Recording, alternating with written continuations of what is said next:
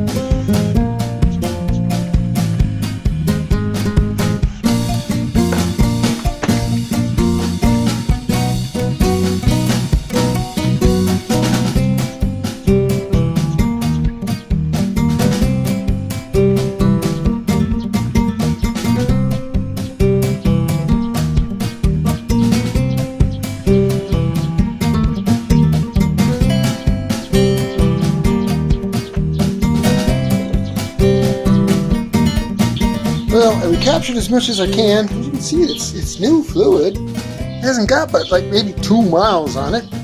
But the problem is I only have the one container and it's full, and with the valve body out, it's going to continue to drain.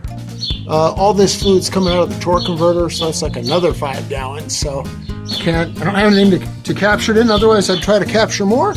But that's fine. At least I'm saving a little bit of money on fluid. Now, something I found interesting to start off with, sitting right here, was this little small piece of some kind of metal. Looks like part of maybe a bushing or something. I don't know. It's a metal thing.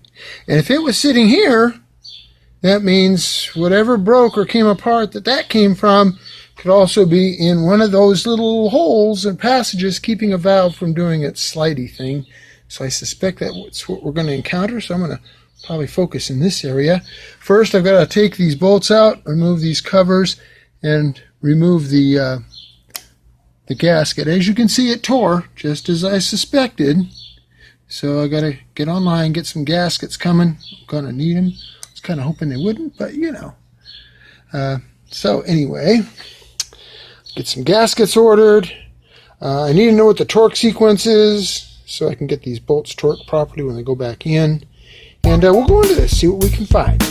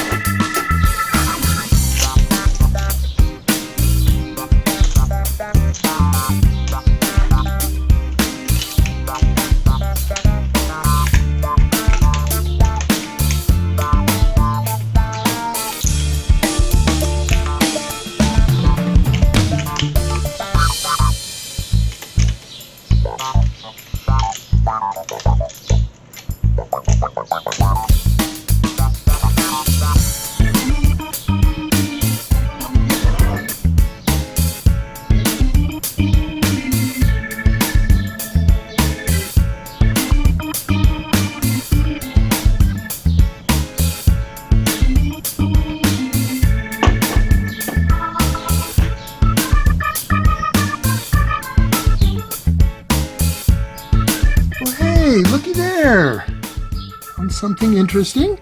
You guys, I don't know if this turns out too well. See that little metal loop right there?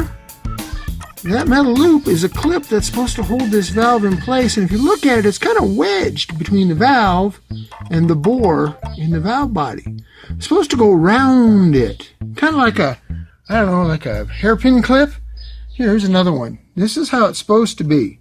It's supposed to go all the way around the valve and hold the valve in place so it doesn't move. So this indicates to me that this particular valve got shoved real hard that way, and shoved it so hard that that clip got wedged in there between the bore and the valve. So that's definitely a problem. So we'll dig into that, see what that's all about.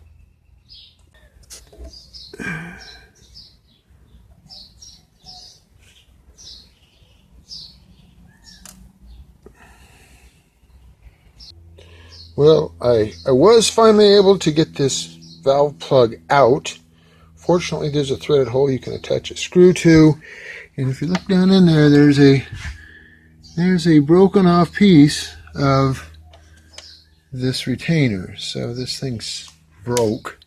Something else I did notice, this valve here, I'm gonna go look it up, see what this valve is for, but it was stuck in the bore and it wasn't moving.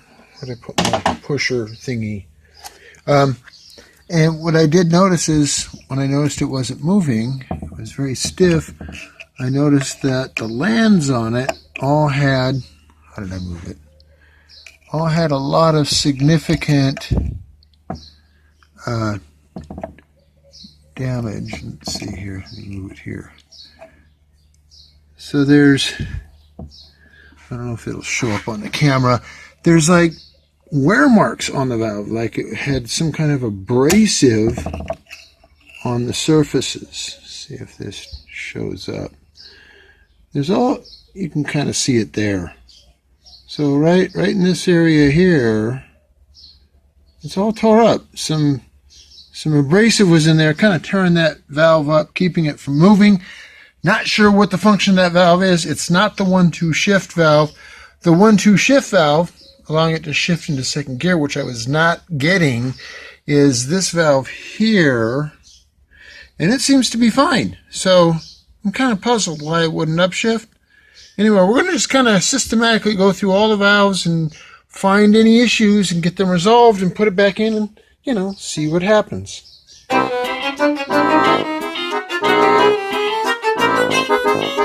wanted to get this valve out. This is the one that was kind of stuck. It had a lot of abrasion on it. To do that, I had to remove the TV valve, throttle valve, and then the manual shift valve. So I got both those out, so I had a clear path to get this out. But what I noticed, it didn't have the, you know, the little threaded hole in the end of the cap that the other ones had. I was able to get it to pop out. It took a little effort. No threaded hole, right? Wrong. Oh, look, threaded hole. It was actually put in backwards with the threaded hole down instead of the threaded hole up. That tells me somebody's been in this valve body before and put this in backwards.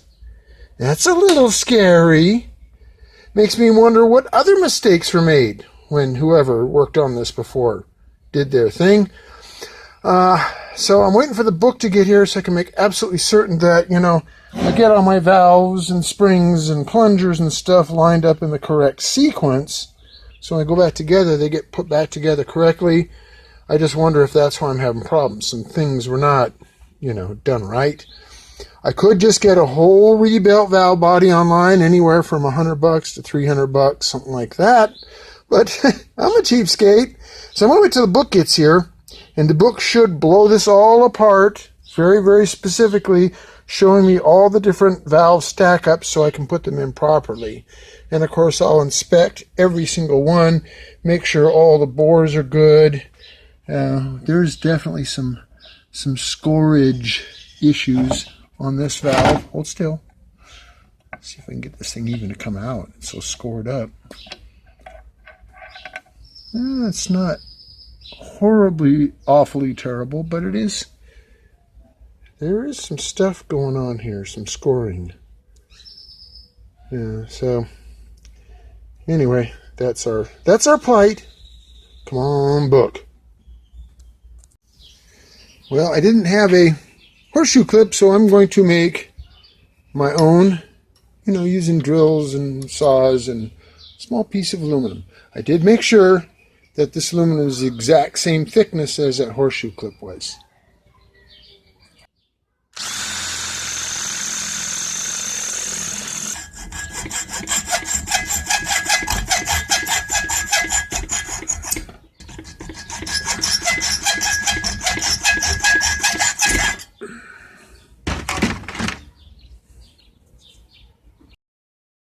Alright, a little cutting and a little filing, so it fits the plug cap perfectly.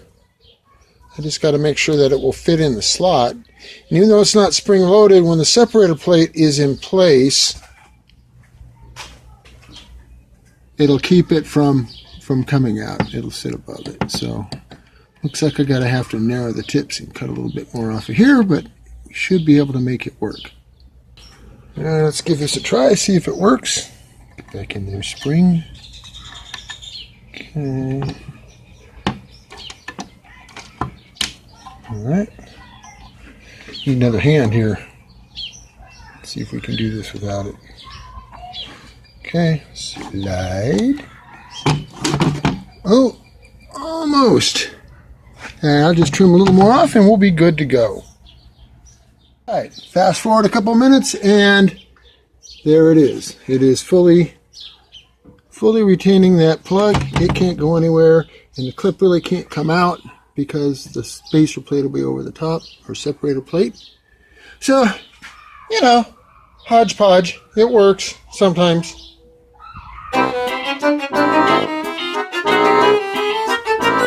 Goodness, looks like a murder scene. Yeah, trans fluid, it's red, and there's a lot of it. Well, I got the valve body all cleaned up, and I went through all the valves to make sure they all moved. I took several of them out, cleaned things up. We had the one that was very sticky, and I made that clip to hold that one valve in. The sticky valve and the valve that holds the clip, the valve that needed the clip to hold it, they were not the 1-2 shift valve. However, the hydraulic passages did connect to second gear or intermediate clutch to some extent. So if I'm bleeding fluid pressure off, that could explain it. I won't know until I put it back in. And I can put it back in. Where'd I put the box? Anyway, I got the gaskets. That's what I was waiting on. So we got it all cleaned up. We're going to go ahead and we're going to put those check balls in. Hey, wait a minute. Do check balls reproduce? Well, it took 6 out and now there's 7 check balls. Well, anyway, I've got the manual so I can look and I can see where each of those check balls goes to make sure I get them put in place properly. We'll reattach the separator plate and these two little separator plate, I don't know what you call these? Block off plates, whatever. We'll get all those put together, we'll get this reassembled, and we'll get it back in the car and see if we actually fix something or not. I'd better hurry up and install these check balls before they reproduce some more.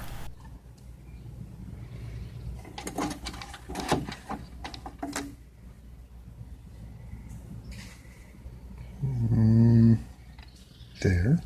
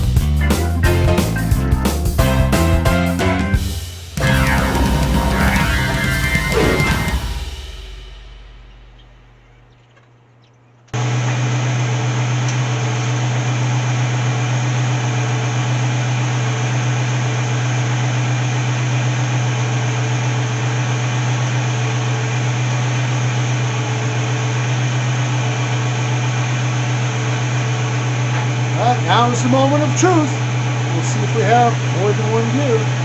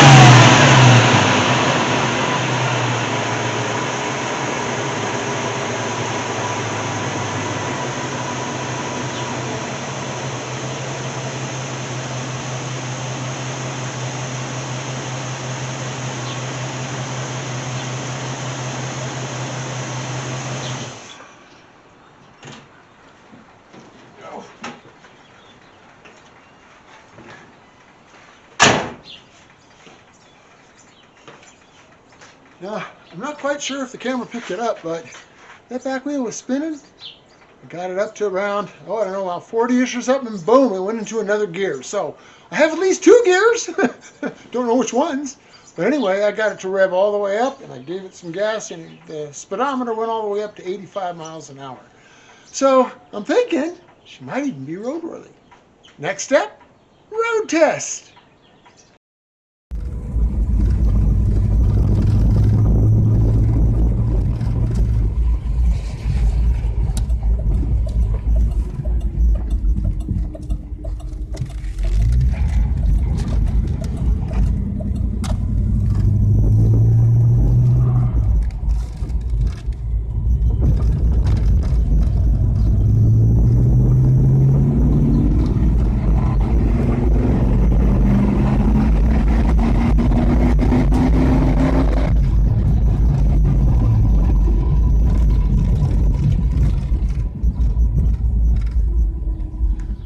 Well, it looks like it went straight from first to third, but let's see what she does this time.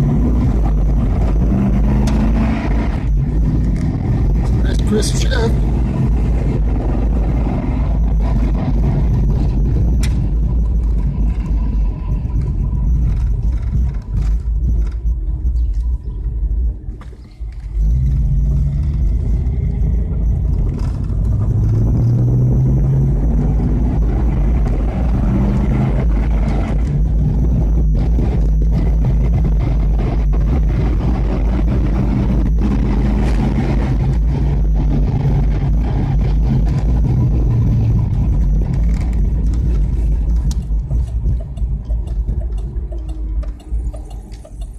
Well, there was 3 gears that time. So we're definitely doing better than we did before. And every time it does it, the shifts get a little bit better. A little smoother, a little bit better timing.